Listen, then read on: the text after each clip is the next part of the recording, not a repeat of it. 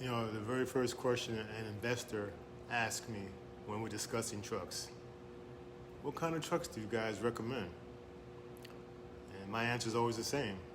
The truck itself is just the body that surrounds your engine. You know, we buy the engine first, then the mileage, we buy the mileage second.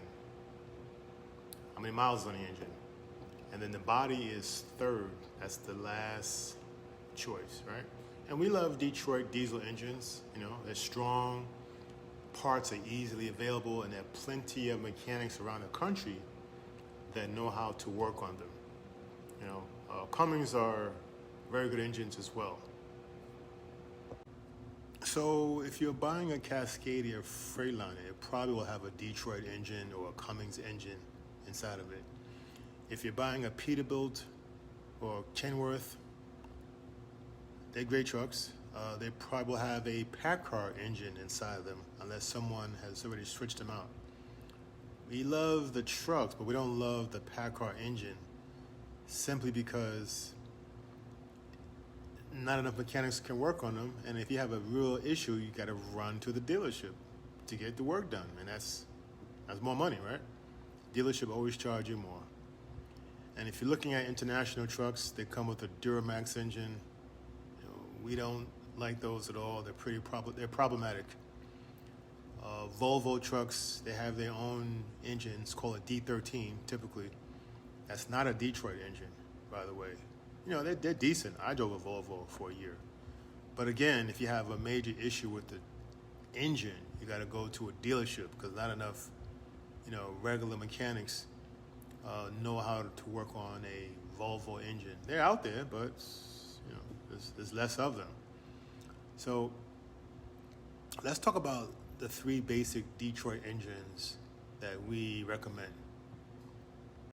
So you have the DD15. That's great for basic freight, over the road freight. It's fuel efficient, runs quieter. It meets modern emission standards, but it comes with a little bit more complexity. You got DEF systems and DPF filters. Maintenance costs a little bit higher, but it's solid. As long as you keep it serviced. Then you have the DD16. That's like a workhorse if you're doing heavy loads. It has more power, more torque, up to 600 horsepower. This is for heavy loads, heavy hauling, climbing, high grades, hills and mountains. So if you're not hauling heavy loads every day, then this is probably more than you need. And it's pricier to buy, of course, and more expensive to maintain. You're burning more fuel as well. And then, of course, you have my favorite, the DD60. Especially the pre-emission 12.7 liter. It's a legend. Simple, reliable, easy to work on, no DEF, no DPF. Perfect for owner-operators and smaller fleets who want to avoid emission system headaches. It's older technology, but it's simpler and strong.